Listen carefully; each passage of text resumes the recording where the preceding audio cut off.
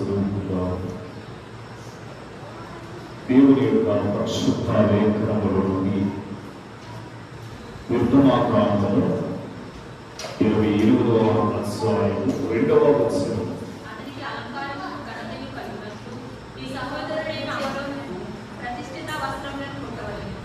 ప్రార్థన చేసుకుందాం. మహోన్నతుడు మహాఘనుడైన వాడు, ఈ పరిశుద్ధమైన కృపగల నామమును బట్టి వందనములు. చదవబడిన వాక్యమును నేను వివరించవలసి ఉండగా వాక్య గ్రంథములో నుండి మాతో మాట్లాడాలని మా మంచి బోధకుడైన క్రీస్తు ప్రభువును బట్టి బ్రతకలాడవలసి నాము తండ్రి. ఆమేన్. దేవుని యొక్క మహాకృపను బట్టి ఏర్పాటు చేయబడిన ఉపవాస దీక్ష కార్యములను ఏకీవించిన మనకెల్లరూ మన ప్రభువును రక్షకుడైన యేసు క్రీస్తు యొక్క దివ్య నామమున మీకు శుభములు కలుగునుగాక. ఆమేన్. చదవబడిన వాక్య లేఖనములో అతనికి అలంకారముగాను ఘనతయు కలిగినట్లు ఈ సహోదరుడైన అహరోనును ప్రతిష్ఠిత వస్త్రములను చుట్టింపవలను అనే మాట దేవుడు మోషేతో మాట్లాడచ్చు. రాబోతున్నటువంటి ఆ యొక్క మరి అభిషేకము నిమిత్తము కావలసినటువంటి మరి వస్తువులను దేవుడు మోషే గారికి జ్ఞాపకం చేస్తున్నారు. ఈ అధ్యాయంలో యాజకుడు ధరించే వస్త్రములు మనకి కనపడుతున్నవి. న్యాయ విధాన పథకము మనం చూస్తూ ఉంటాం. అసలు ఇక్కడ మనం గమనిస్తే అహరోను ఇశ్రాయేలుకందరికీ కూడా యాజకుడుగా దేవుడి చేత ఏర్పాటు చేయబడిన వాడే కాదు.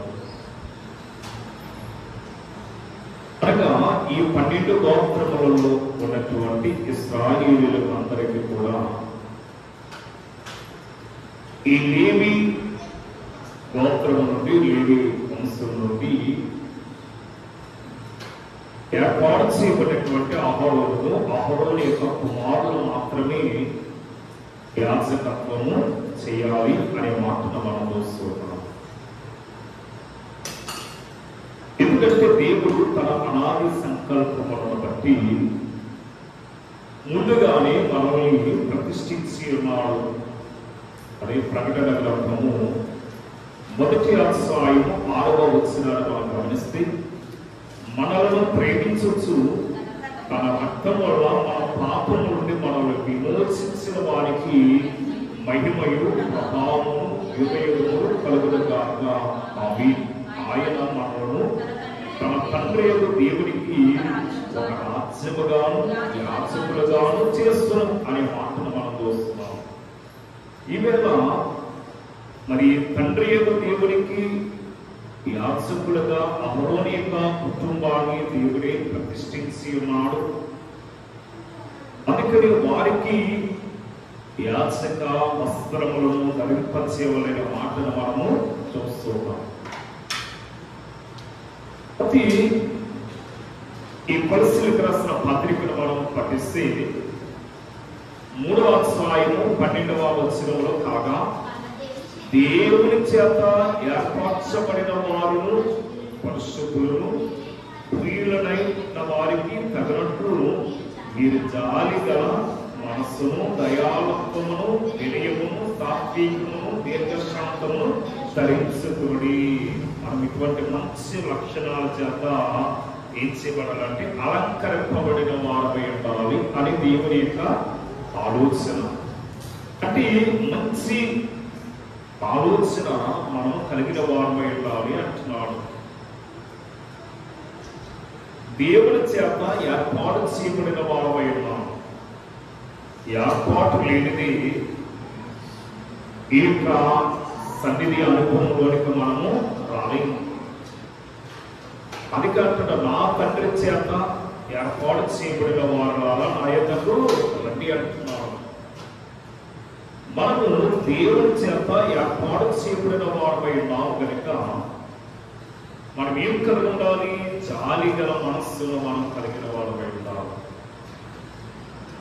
వినయము సాత్వికమును మనము ధరించుకున్న వారమై ఉండాలి అంటున్నాడు. ఎందుకంటే యేసు కూడా సాత్వికము గలవాడు కనుక మనము కూడా అటువంటి మంచి లక్షణముల చేత మనము అలంకరింపబడాలి. ఈనాడు చాలా మంది లోకంలో అనేకములైన ఆభరణముల చేత అలంకరింపబడిన వారిని ఎందరూ మనము చూస్తున్నాము.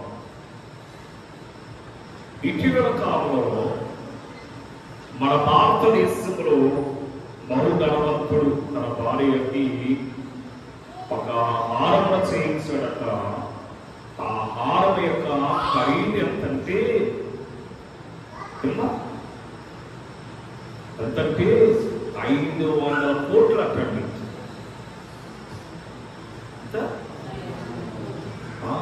500 కోట్లు అట్టండి ఆమె ధరించుకున్నటువంటి హారం.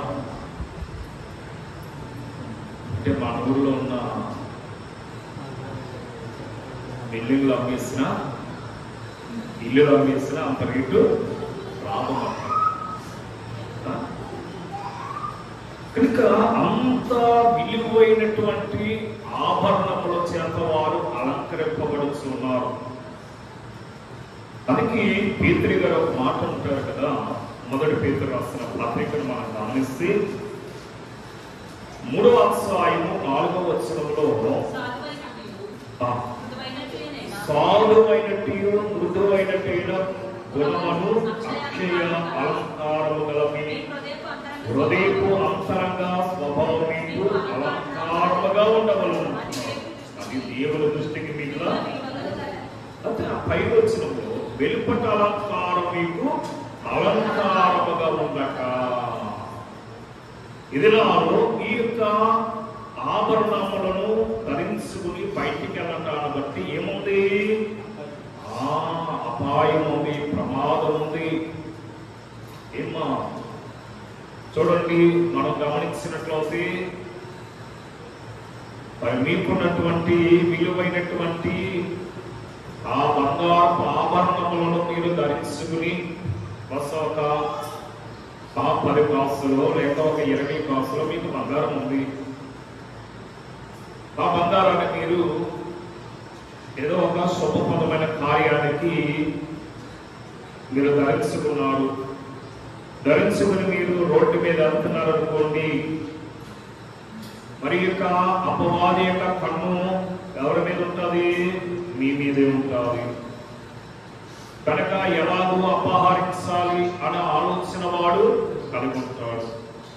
అటువంటి సమయంలో ఆ ప్రాణం పోయినా అతడు దాన్ని ఏం చేస్తాడు? స్వాధీనపరచుకోవాలనుకుంటాడు.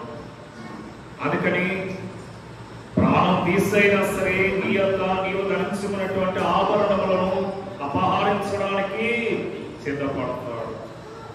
కనుక ఎక్కువ ఆభరణములను ధరించుకోవటాన్ని బట్టి మన ప్రాణానికి ముప్పు ఉంది అనే విషయాన్ని మనం గుర్తించాలి. చూడండి, వివాహ సమయంలో చాలా మంది ఇటువంటి అలంకారమని మరి ఆభరణాలు ధరించుకుంటూ ఉంటారు. బైబిల్ గ్రంథంలో మనం చూస్తాం, ఎస్తేరు గ్రంథంలో. కాగా ఎస్తేరు మరి ఏం ధరించుకుంది అంటే ఏదైతే నిర్ణయించాడో, ఏమవుతే ఆమెకు మరి అనుగ్రహించాడో అవి ఆమె ధరించుకుంది తప్ప మరి ఒకటి ఆమె ఏమీ కూడా ధరించుకోలేదు. ధరించుకోవటానికి ఆమె దగ్గర ఏమున్నాయి? చిన్నతనంలోనే తల్లిదండ్రులు చనిపోయేవారు. కనుక తల్లిదండ్రులు చనిపోవటాన్ని బట్టి ఆమె దగ్గర ఏముంటాయి? ఏమి ఉండవు. కానీ ఆమెతో పాటు యొక్క అంతఃపురములో ఆ కోటలోనికి ప్రవేశించినటువంటి వారు ఎందరో కన్యకులు ఉన్నారు. వారి విలువైన వస్త్రములు ధరించుకున్నారు, వారి విలువైన ఆభరణములను ధరించుకున్నారు.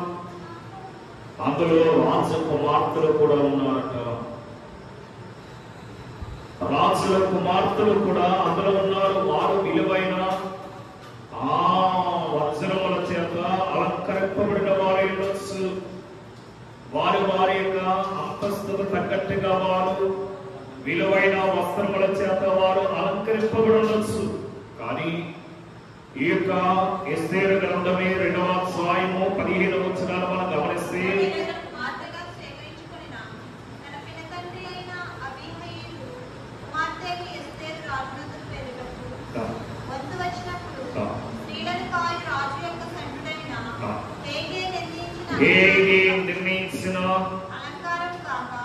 చూడండి అక్కడ ఏమనుంది? అలంకారం కాక ఆమె మరి ఏమీ కోరలేదట. స్త్రీలందరికంటే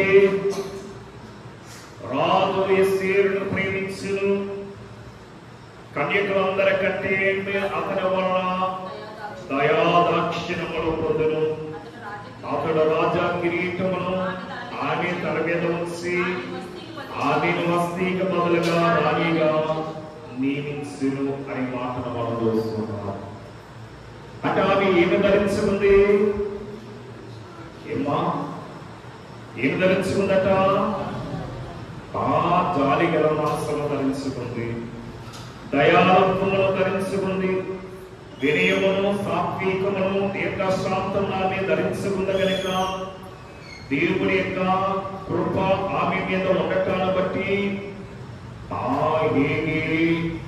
ఏమవుతి ఆమె కనుకరించాడో అవే ధరించుకుని రాజా సాన్నిధ్యములోకి వచ్చింది.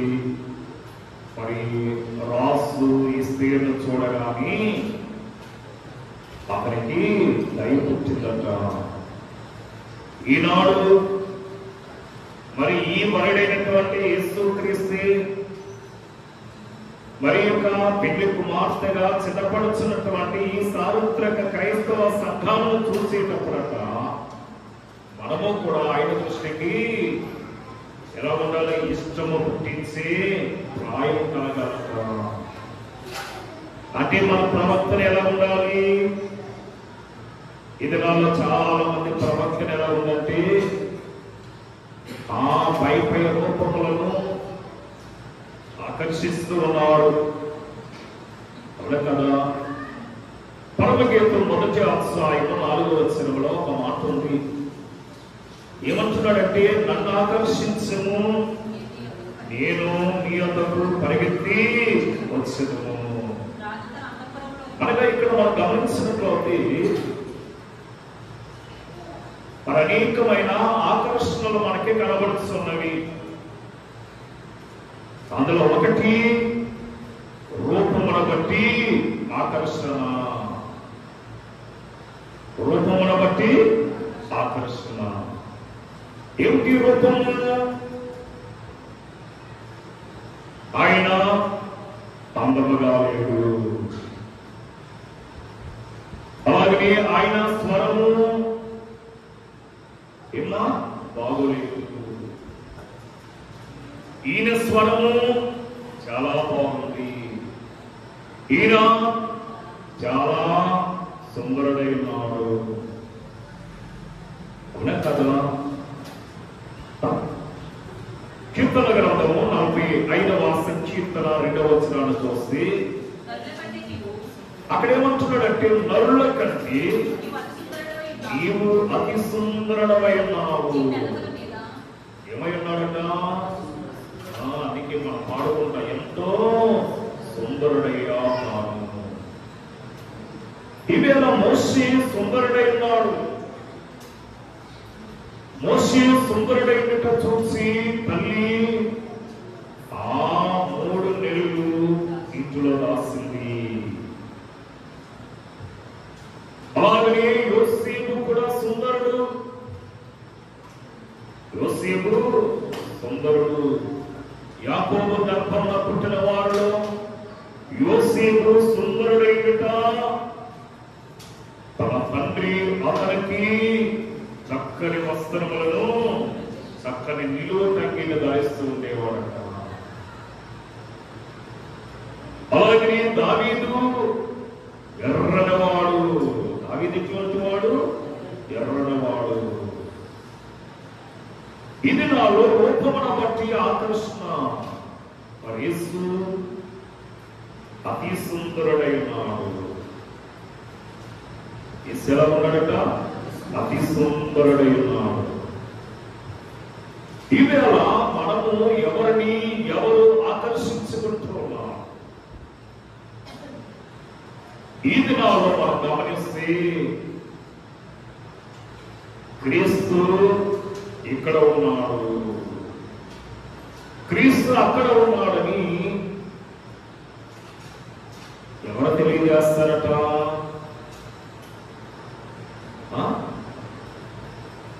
ఎవరు తెలియజేస్తారు? ఈ బోటకపు బోధకులే తెలియజేస్తారట. కనుక మీరంటారు, నీ కోరిక నెరవేరటం లేదా? ఇదిగో మా యొద్దకు రండి అని చెప్పి అనేకులను ఏం చేస్తున్నారట? మోసము చేస్తున్నారట. ఈ దినాల్లో చాలా మంది మోసగాల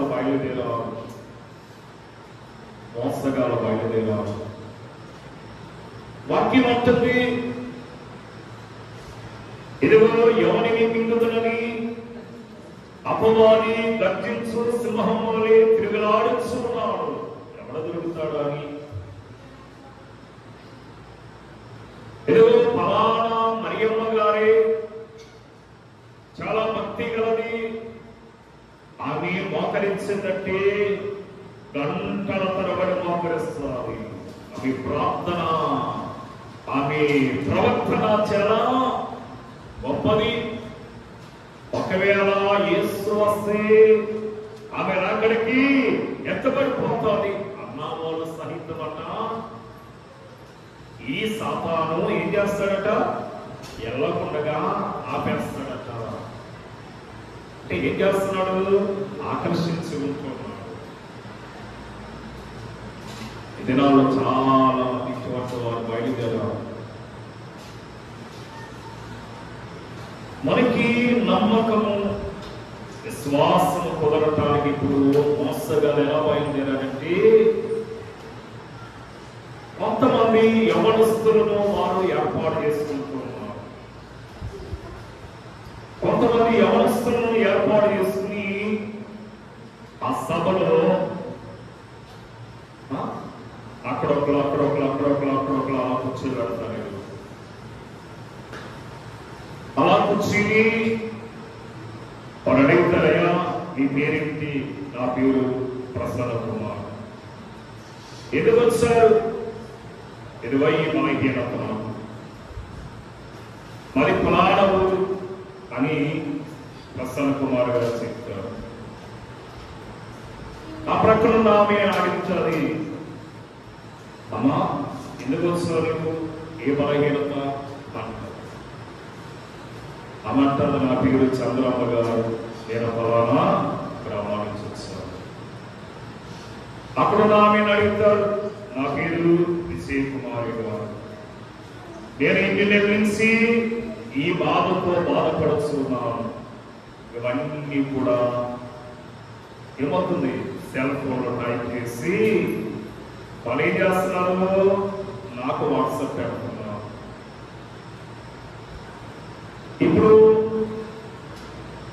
ఈ 10 మంది 10 చోట్ల కూర్చుని వాళ్ళు ఏం చేస్తున్నారు? నాకు మెసేజ్ పెడుతున్నారు. మీ 10 పేర్లు లిస్టులో నాకు ఇక్కడ వచ్చేస్తుంది. ఇప్పుడు నేను వాక్యం చెప్తూ ఫలానా ప్రసన్న కుమారి గారు ఫలానా బలహీనతతో బాధపడచ్చు, ఆయనలో ఈ బలహీనత ఉంది, ఇప్పుడు ఉన్నారా అంటున్నాను. వెంటనే ఆయన పేరు, ఊరు, ఆయన బలహీనత చెప్పినప్పుడు నేనేం చేస్తున్నారు? చేయి పైకెత్తి నిలబడుతున్నాడు. ఆయనకి ఇప్పుడు భయం ఏంటి? అయ్యగారితో నేను ఇప్పుడు మాట్లాడలేదు, నేనెవరు ఆయనకి తెలియదు, ఆయన నాకు ఎప్పుడు పరిచయం లేదు, నా పేరు ఎలా తెలిసిపోయింది అయ్యగారికి? ఈయనేమంటున్నారు? దేవుని ఆత్మతో నేను మాట్లాడవచ్చు. అప్పుడు ఈయనకి మాధురి గారి మీద ఏమొచ్చింది? నమ్మకం. ఎందుకంటే ఆయన బలహీనత నాతో చెప్పలేదు, ఆయన ఏ ఊరి నుంచి వచ్చాడో నాకు చెప్పలేదు, నేనే ప్రవచించాను. కారణం ఏమిటి?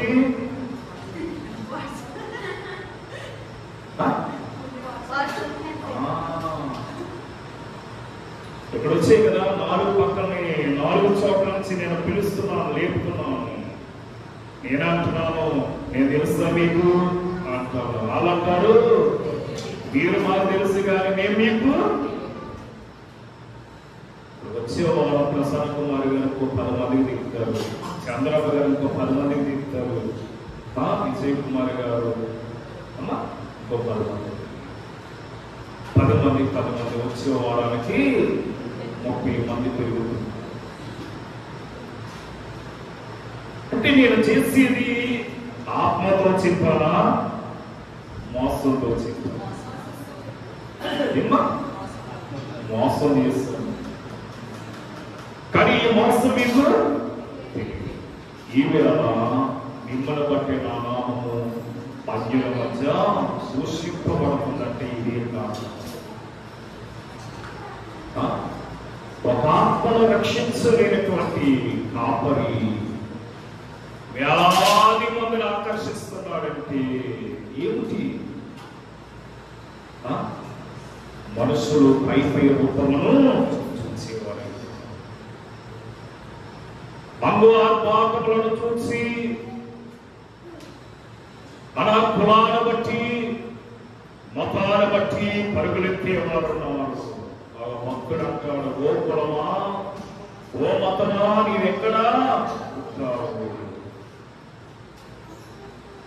కనుక కులము తప్పదని ఉలికినా పోషించును నేర్చుకున్నా మరి నీవు పర్వకానికి వెళ్ళలేదు.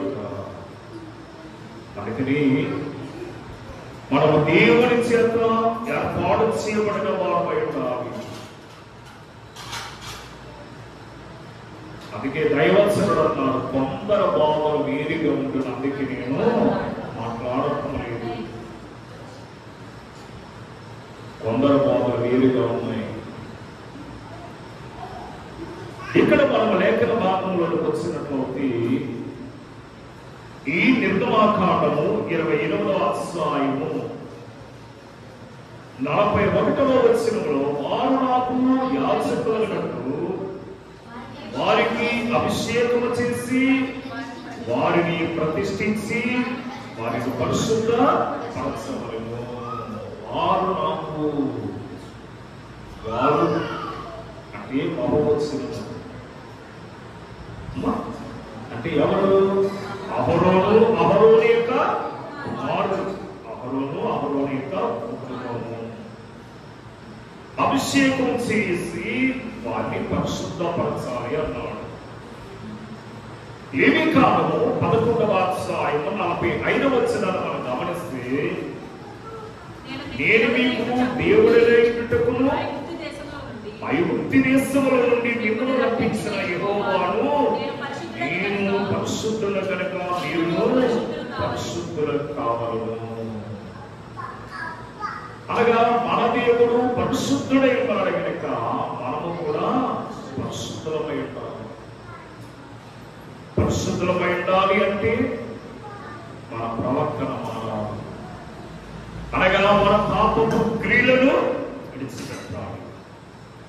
దానికి దైవత్సరుడు అర్థం ఉండేవాడు. పోపైనా పాపము చేస్తే పాతాళము తప్పదురా అంటుండేవాడు. నువ్వు యాక్టర్ అయినా డాక్టర్ అయినా ఎవరైనా పాపము చేస్తే పాతాళం తప్పదు. ఇప్పుడు మనము పరిశుద్ధత కలిగి ఉండాలంటే ఏం చేయాలి? పాపమును విడిచిపెట్టాలి.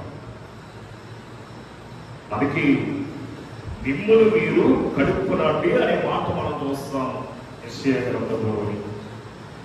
లేవి కాండము 20వ అధ్యాయము 26వ వచనములో మీరు నాకు పరిశుద్ధులైన వారును అంటున్నారు. మీరు నాకు పరిశుద్ధులైన వారు, యెహోవా నేను పరిశుద్ధుడును, మీరు నా వారైనట్లు అన్యజనుల నుండి మిమ్మల్ని వేరుపరచుకుని అంటున్నాడు. అన్య జనాంగములో నుండి మిమ్మల్ని వేరుపరచాలి. మీరు నా వారు, నా ప్రజలు అంటున్నారు. అందుకే ఆయన మనల్ని ఏం చేస్తాడట? పిలిచాడు. ఆయన పిలిస్తేనే కదా మనము దేవుడి యొక్క సాన్నిధ్యంలోకి వచ్చాం. ఆయన పిలిస్తేనే కదా మనం దైవ మందిరంలోకి వచ్చాం. చూడండి, పేతురు గారు అంటారు, మొదటి పేతురు రాసిన పత్రిక 1వ అధ్యాయం 16వ వచనంలో మిమ్మును పిలిచిన వాడు పరిశుద్ధుడైన ప్రకారం అంటున్నాడు. మిమ్మును పిలిచిన వాడు పరిశుద్ధుడైన ప్రకారము మీరును సమస్త ప్రవర్తన యందు పరిశుద్ధులైనది. ఈ ప్రవర్తన విషయంలో మనం ఏమై ఉండాలట? పరిశుద్ధులమై ఉండాలి. అందుకే మనము క్రీస్తు రక్తములో మన పాపములను కడిగి వేసుకున్నాము. క్రీస్తు రక్తములో మనము శుద్ధి చేయము. అందుకే పరలోక జ్ఞాని యోహాను ఈ ప్రకటన గ్రంథము 7వ అధ్యాయం 14-15 వచనములను మనం గమనిస్తే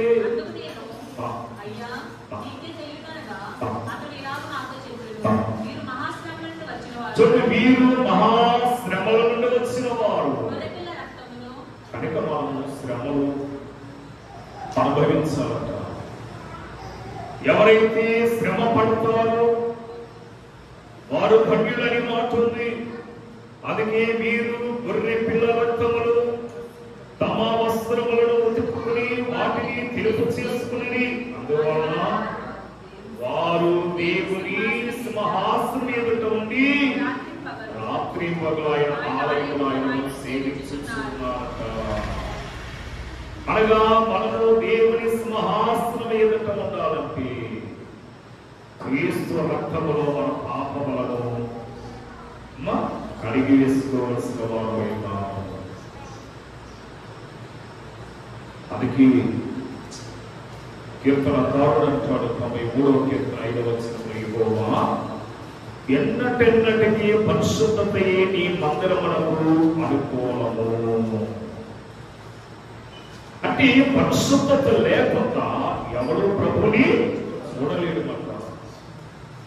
ఈ వేళాహరణలు అతని కుమారులను పరిశుద్ధపరచడానికి అహరోనులు అహరోను యొక్క కుమారులను యాజకత్వముగా యాజకులుగా అభిషేకించడానికి దేవుడు చక్కని ప్రణాళికను ఏర్పాటు చేస్తున్నట్లుగా మనం చూస్తున్నాము. దానికి కావలసిన వస్తువు సామాగ్రిని అక్కడ సిద్ధం చేస్తున్నారు. ఏం కావాలట? వస్త్రములు కావాలి.